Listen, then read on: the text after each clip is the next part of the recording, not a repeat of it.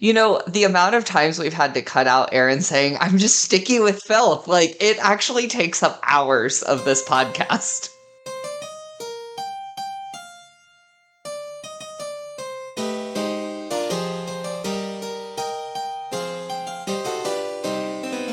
Welcome to Bible Boys, a podcast where two ex-evangelical siblings and an ex-Catholic non-sibling watch Christian media and either praise or condemn it. I'm Aaron. I'm Josh. And I'm Michael. This week, we watched the 2016 historical unmurder mystery, Risen. Before this episode of CSI Jerusalem, please be sure to rate and review us on Apple Podcasts, like and comment on our video, and follow us on Twitter at The Bible Boys. Yeah, I just have a note for our audience. You can tell Yeshua the bitch is back. Yes, that's a Gossip Girl reference I'm putting in the first 5 minutes of our podcast. It's famous that our audience are just huge gossip heads. You know what? I bet. Considering the number of people Michael has personally recruited to listen to our show, I think it's probably not untrue. You know what? If you love this, tweet at me. How many, like, comment, and subscribe if you are a random Uber driver that Michael has convinced to listen to our podcast. Great, good. Yeah, so, Josh, this was kind of your pick this week. I mean, you wanted something a little bit more historical. I won't say that this travesty is necessarily your fault. I will. But, do you want to take the reins on this one? Yeah, and I want to be honest. What I wanted, audience, is I wanted something, it needed to meet two requirements. It needed to be... I was leaning towards something historical. I wanted, an action something, because those are... I know they hurt Michael in a way, and he gets a whole season to make us watch horror movies, so I gotta punch where I can. And I wanted something bad. I wanted something bad and an action thriller noir, apparently.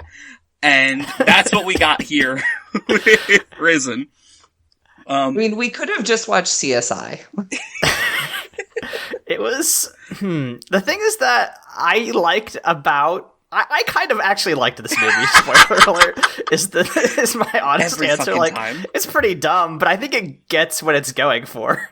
I will also, we'll get into it, but I think this movie is more creative than it needed to be. Let's talk about it. So, we are introduced to our, main character, who is, Clavius? Clavius. Oh, Latin. Clavius, who is a tribune. He's a Roman tribune, which I looked up just to make sure that was correct. It's it's kind of like a middle management of the Roman legionaries. It's like if you're on the fast track to eventually make it to the Senate, you would end up as a tribune. And he is putting down a rebellion with his boys. And this is where we get just some good old classic... Hey, remember when The Gladiator was a movie? And I would have rather watched The Gladiator. Yes, that's true. Secondly, I there's so much in this first scene that I was like, this is actually gonna be a fucking incredible movie, and I was disappointed by. But first, we all caught who's leading this rebellion, right? This is no. It's oh fuck. It's Barabbas. Yeah. Which I found was very interesting considering it's already Good Friday. We open on Good Friday. Jesus is doing the stations while he's putting down this rebellion. Barabbas got released and then immediately raised an army to go start fucking with the cops. And you gotta respect that. You do gotta respect the hustle. And then one kind of dork thing. Josh, when you saw this attack on this fortified position, what was your first thought that the Romans were doing wrong? Well, my first thought was, I'm going to say what they were doing right, because I saw no notes.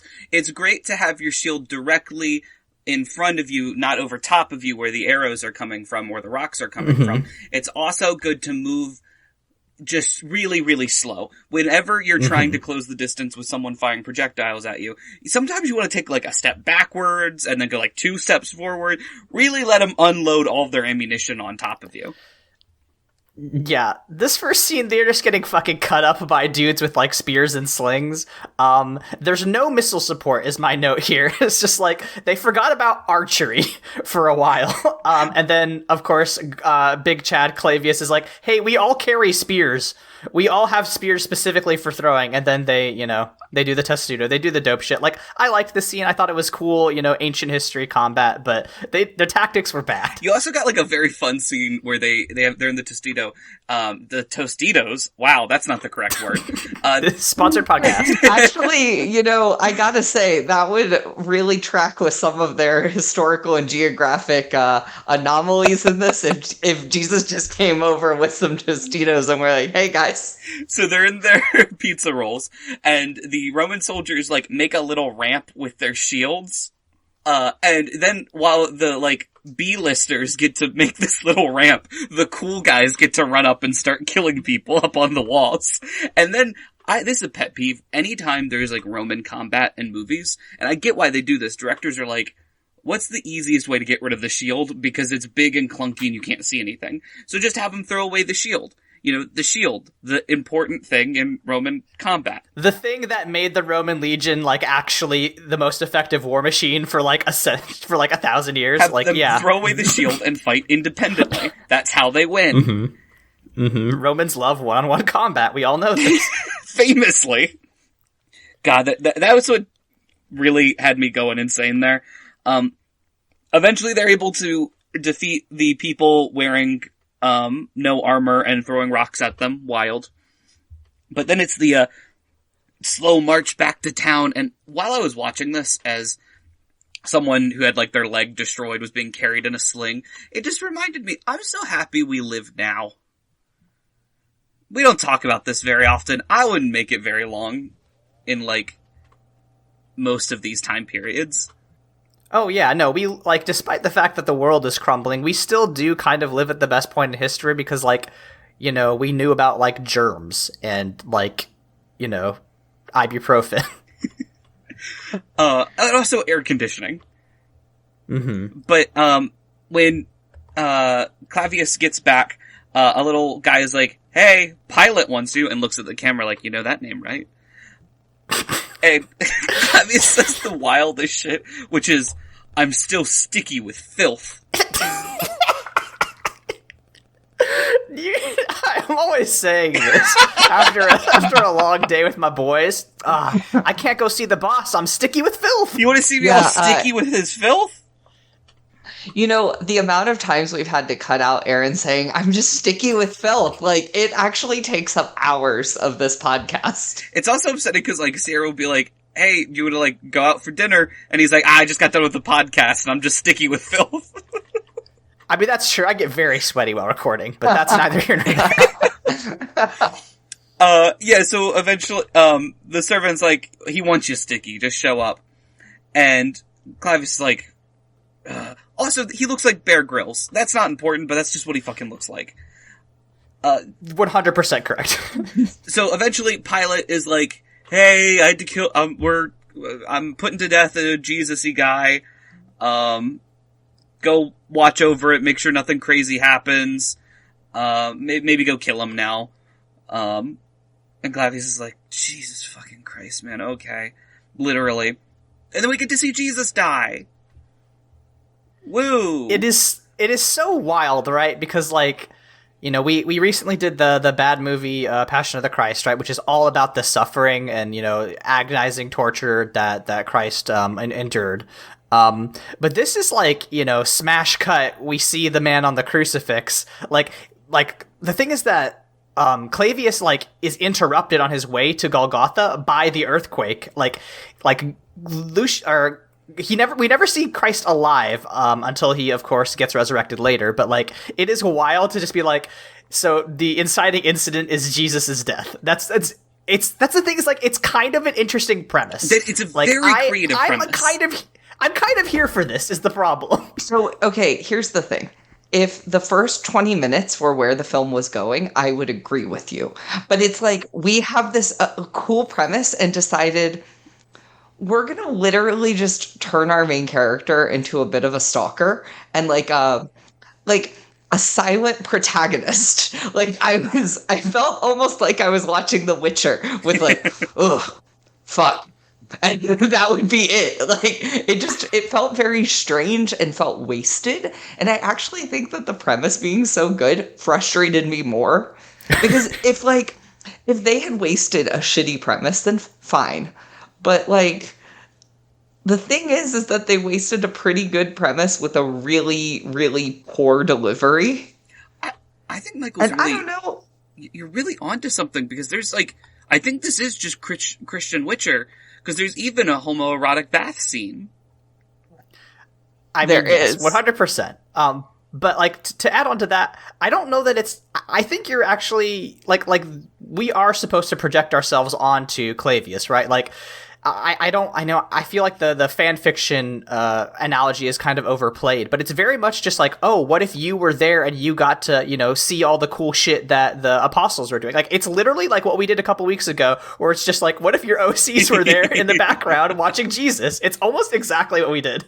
Okay, but at least then I get to play D&D, and I'd rather do that for 2 hours. Yes, I agree. Our characters at least had character. Lines. But we have, Aaron has kind of hinted, we have forgotten a very important special boy, Lucius, who is Draco Malfoy, and... I mean, he's just like he's like a blonde guy. Yeah, he's extremely Draco Malfoy. Aaron? Mm-hmm. He's Draco Malfoy. Wait, hold on. It's Mr. Felton? What's Tom Felton? Yeah, it's Draco, There's no fucking way. It's not a joke. It's Draco Malfoy. It's not a joke. We're not goofing you. We are not gaslighting you. I love that this is a reoccurring bit on accident in this fucking podcast. About half the time I look up the actors, and then when it's like, I don't care who these people are, I don't look them up. Oh my god, it's Tom Felton. I'm losing my mind. Draco Malfoy, literally named Lucius in this one. Oh my god. I can't believe you literally did like a, clever joke there, Josh. This movie is good, actually. I don't have to tell you. So Draco Malfoy shows up and he goes like, I'm your biggest fan. I love what you did by killing the rebels. I'm gonna do this weird little salute, whatever you want me to do, I'm on it. And then they go kill Jesus. So that scene's kind of, I don't know how I want to put this. That part was not interesting until they killed the last of the little trio there, because they, stab Jesus aside. They're like, oh, he's good. They break the other guy's leg, and then I'm assuming they break the chill guy's leg, and then just gently go, shh, let this happen. Shh, just kinda die, please. So we can just be done with this, man. Oh my god, you're still breathing, please die. I like this sequence because, like, in contrast with, like, the gross exploitation of, like, the passion and, like, showing how, like, how much Jesus was tortured, this was just, like, I don't think they lingered on the suffering as much, but they were just like, yeah, crucifixion's pretty bad, huh? Like, kind of a bad way to go. Also super weird that, like, the thing that kills you is suffocation, or infection, like, and even later on when he's describing this to Barnabas, he's just like, yeah, no, you could be on the cross for hours, like days. It's bad. And like, I don't know. I thought it was like kind of a cool medical lesson in the middle of the show. And there's just always a quick little medical turn here. It's like when Peter punched that guy in the liver. And what I find very interesting about any scene where there's like the crucifixion or like specifically of Jesus is that like we're made to feel a weird way about the crowd being there. Like, how could these people want to watch this? How could they want to watch someone die? And that's very fair, but at the same time, like, if that wasn't Jesus, that crowd still would have been there, and they would have been like, yeah, get him, or don't get him, because that was just what happened back then, not to be this guy. But, like, public executions were very, very, very popular for most of human history. I mean, like you were saying, like, it would have been bad to live back then because entertainment was this. Yeah, so they throw the guy in the very gross body pit, and then Jesus gets put into his tomb, And now there's a little area here that's very interesting when they're like, we gotta make sure nobody steals Jesus' body. We gotta make sure it's guarded because they said in 3 days he will rise up.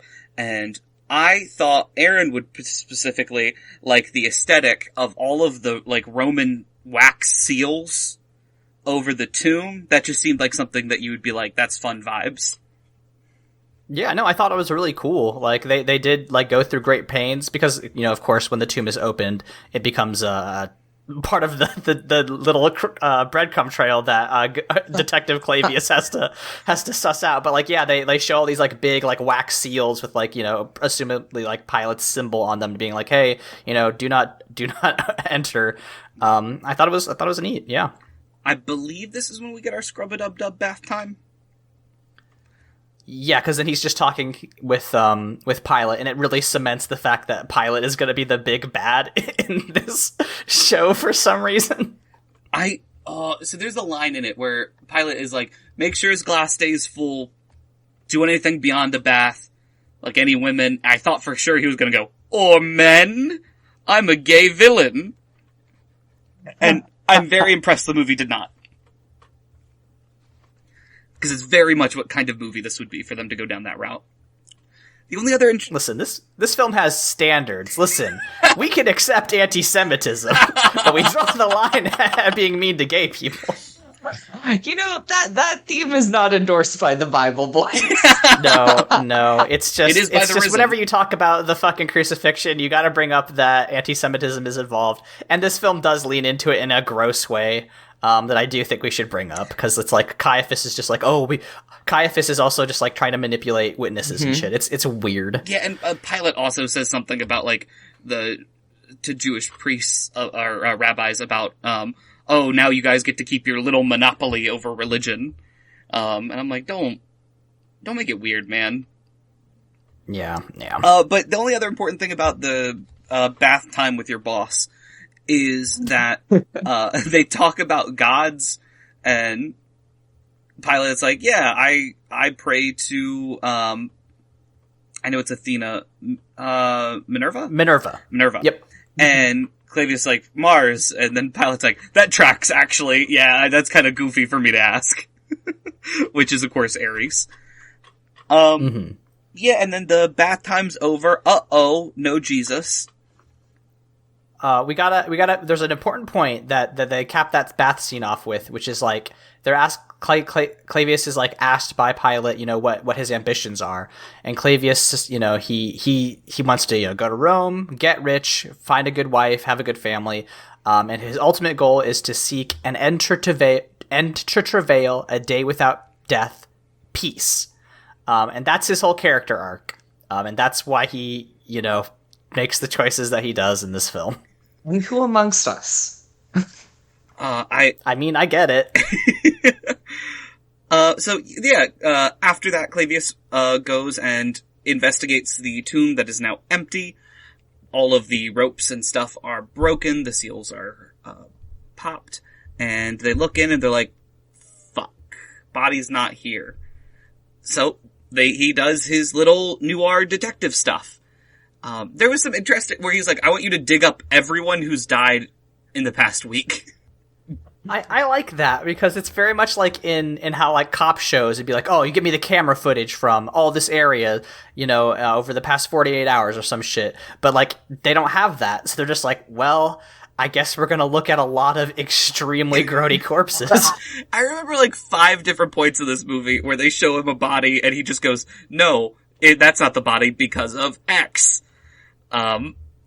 Which is fun because it's hard to do a detective movie when you have no physical evidence that you can really prove other than your gut.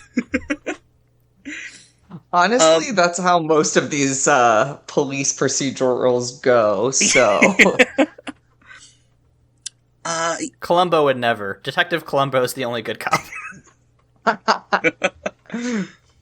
Yeah, so eventually, Clavius is asking some people for Mary Magdalene. I'm going to be honest, guys. This is where my notes get very, very thin. And by notes, I mean parts I remember. And, I mean, we can all, as if you're a longtime listener of Bible Boys, you can go ahead and take a drink or an edible or whatever your consumption of choice is, because once again, we get Mary Magdalene as the sex worker, and it is boring. It's still boring. Stupid. They make a joke that's like, hey, who knows Mary Magdalene? He goes to his troops and like they all raise their hand. It's like, haha, sex work is to be made fun of. It's like, all right, well, truly great. Are we done now? Can we get on with the story? That is This is one of the many reasons I watched this film at 1.25 speed. First of all, because it was so, like, the dialogue was pronounced like this, and I couldn't do it. And then two, because I was like, all right, I gotta be able to skip through some of this boring shit. The fucking scene that Aaron's talking about with the hands going up is the one thing I remember, because I remember thinking, "Ooh, Michael's gonna have opinions on this." It's so dumb. It's so fucking dumb.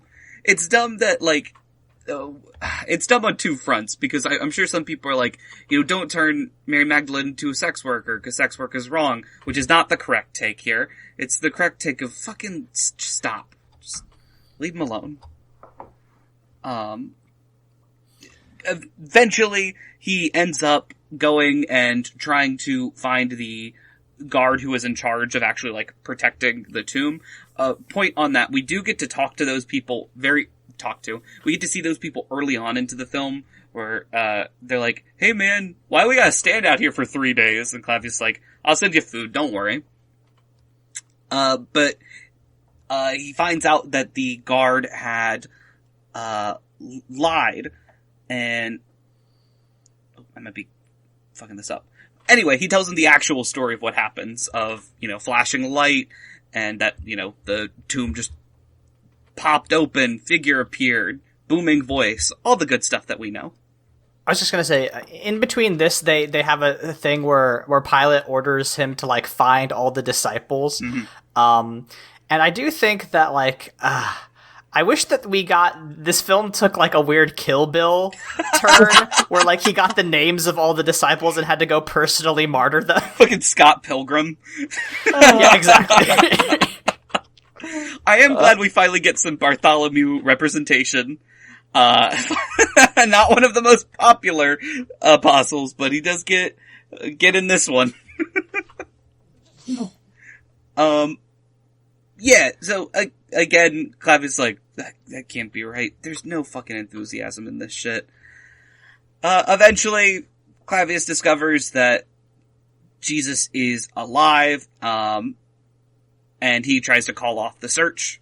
So I want to zoom in on the part where he finds out Jesus is alive, because I think that scene is framed in a very funny way. Yes. Because they're like tracking Mary Magdalene down, and like they're following them back, and then like somebody gives them a tip. And I could not get the Bin Laden raid out of my mind. Like, I'm imagining like a Pilate and Caiaphas in the Situation Room, like just like watching the screens, and then like they do like the fucking like burst through the door shit that you see in like cop movies, except that when Clavius goes to the door, he's like, all right, what are you all doing here? And then he sees Jesus, and this is very much like the when Jesus appears to the disciples in the upper room, and he asks Thomas to put his fingers in his hands in his side, like it's that scene. But like this is where the movie it already had started getting kind of boring, but at this point it starts to get very weird, because then Clavius he tells Lucius Malfoy Draco Malfoy, sorry, that's his dad. He tells his aide or whatever to like hold off, like, hey, it's fine here, I'll send for, I don't need you anymore, get out of here, go on and scram. And he just sort of like sits down, slides against the wall, and watches them eat dinner for a while. It is the weirdest shit, because like everybody just kind of ignores him. They just like pretend he's not there, and they're not like super duper weirded out by the cop that burst through their door and is still holding a sword. They gotta still be writing that, like, I'm so surprised that, like, Peter doesn't get up and go, like, stab me, I bet Jesus will bring me back next. Isn't that right, Jesus? So Peter does get a good scene in this film, but it's only the one. This part of the movie is just when it becomes very... This is exactly what this movie is. It gets super duper, hey, wouldn't it be pretty cool if you were a Christian too? And that's where it's way less interesting to me. I would love to watch some person with no intention of painting Christianity in a good light do this detective movie, because I think it would be buck wild. Or I would also watch one Roman soldier have to hunt down the disciples and kill them one at a time. God, I wish. Another film that would be better than the one we watched. So, Clavius at this point defects from the army. He leaves a note back in the upper room, and he's like, yeah, I saw him. I know he was dead, but now he's alive, so I gotta figure this out. He defects from the army. And at this point, Pilate says to Lucius, like, listen, if this is true... Because Lucius is like, this seems like, I don't know why the Tribune would do this unless it was real. And Pilate's like, you know what? If it is real, we'll fucking kill him again. And that's another movie that I want, is where people are like, okay, yeah, so he is alive again, but, we have to finish the job. We didn't do it well enough the first time. Oh, that would be so funny if, the Passion of the Christ sequel that we will eventually watch is just the Romans hunting him down. I want that so badly. I wish we had $4 million to throw at the dumbest movie idea. I just want a Manhunt style, 90-minute film where Jesus is on the run from the cops. And everybody, there's just one hard-nosed legionnaire who's trying to hunt him down. And, he put that lance back in his side one more time. I think that'd be really fun. I really do wish that when we almost got it in this scene where, where he puts the note, that's fucking fine. But I was hoping he would leave, his gladius and his pila on the desk and slam them down. While Pilate's like, you'll never work in this precinct again! Turn in your scroll and your scutum. You're off the force. You're a loose balliste. Fuck, I want this Roman cop drama now. God damn it. Pilate's got a very thick mustache. Honestly, I feel like we should just do this set in New York, modern day New York, but this exact story. Oh, we could make this a musical and it would make $100 billion. Win a Tony. Yeah, 100%. We never do this, guys. Trademark, if you steal any of our ideas, our lawyers will be hunting you down like you are Jesus who just rose from the dead. And by that I mean they'll find you and then join you. Spoiler alert. This fucking movie, it just... surprise, Clavius like, whoa, Mars, not real at all, but Jesus is real. I'm with him now. Hashtag I'm with him. So, I mean, the rest of the film is basically, Clavius just, following the disciples until Pentecost happens. And, there's not that many. There's a couple goofy fun things here, so Clavius is following the disciples from a distance, right? And he's like, it's the desert, he's super hot. He did not plan on this, so he's just kind of following them. And in the night he hears a noise, so he draws his gladius and stabs Peter in the leg. And Peter's like, "What the fuck, dude? Water! I was bringing you water." He dumps it out on the ground. He's like, "You fucking moron! I hate your guts," which I think is really good. I was really hoping for a weird tension between Clavius and Peter, where maybe the guy that Peter attacked with his sword and cut his ear off, maybe that was Clavius's brother. Give me some family drama in here as well. But yeah, eventually, Lucius Malfoy catches up to them, and Clavius is like, "Don't do it," and disarms him, and he's like, "Don't be bad." Lucius is like, "Okay," and then eventually, it's wild that this is almost like a frame narrative, because Clavius watches Jesus' ascension, and then all the apostles go their separate ways. It then ends with Clavius just talking to a stranger and be like, now I know that sounded wild. But here's my Tribune's ring. It's all true. Yeah, the fucking framing of the opening and the ending is nothing. I guess there's a couple other points I want to hit, like when they are, they go out to fish in the Sea of Galilee, and Clavius is there, and they're all making fun of him because he doesn't know how to fish. And then Peter catches a glimpse of Jesus walking by the shore, and he's like, "It's time.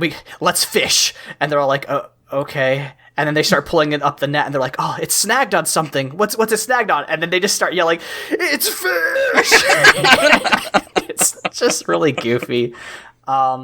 And the last thing that is just like ridiculous is that we see the Emperor arriving because the Emperor was gonna show up and yell at Pilate for Jesus or whatever. Who cares? But we see him saying to Lucius at the very end, he's just like, "You know what? They're gone. So what? I doubt we'll ever hear from them again." Wink. And it's like, oh, how wrong you are, Pontius. Damn.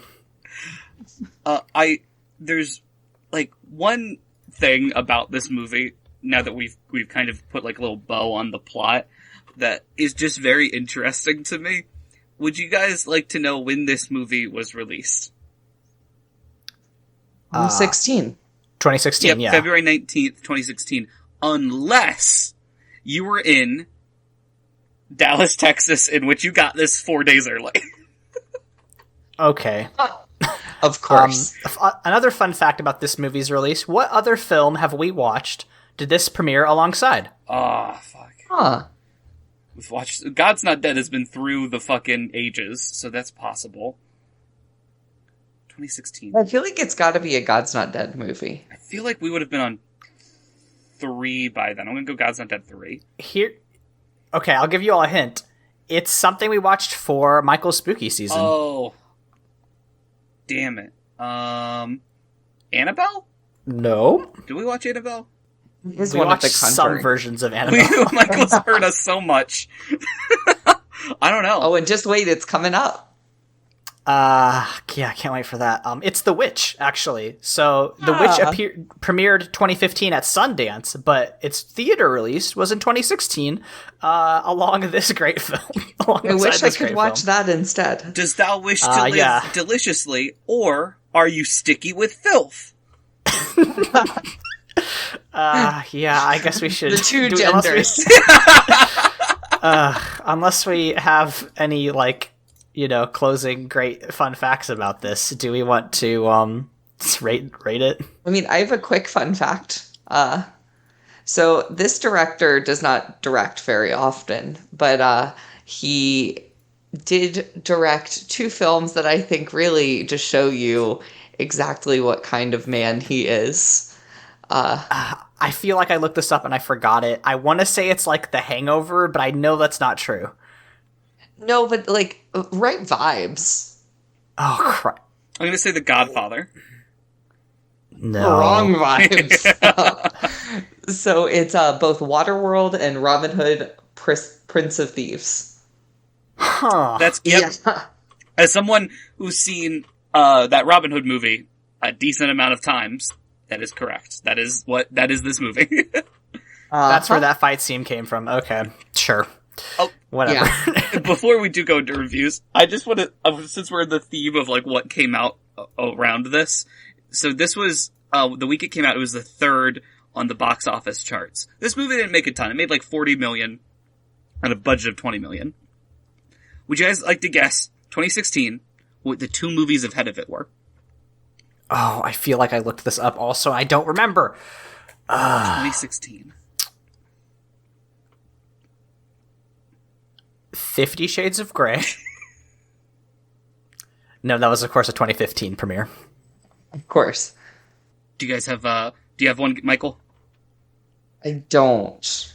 This would, of course, be Deadpool and Kung Fu Panda 3. Both superior movies. I just can't imagine going to the movie theater and being like, okay, Deadpool, heard good things. Kung Fu Panda 3, love me some Jack Black. the Witch, interesting. Ooh, what about this generic cop film set when Jesus died? Truly the golden age of cinema, 2016, man. They don't make films like this anymore. They truly don't, and shouldn't. Shall we get to our ratings? Yeah, I think so. Yeah, I'm gonna give this one half of a Kung Fu Panda 3. I'll give this one Nicholas the Fourth, 84. I thought this was an okay movie. Oh, well, I am going to give this 1 out of 5 Catholic propaganda because I just want to remind everyone that the Mary Magdalene as a sex worker was just Catholic propaganda. Hashtag Pope Gang. When we are not trying to rid the world of the Vatican's lies, where can people find us on the internet? I'm at Green History on Twitter, where I'm trying to convince my other co-hosts to watch Supernatural for this podcast. Absolutely not.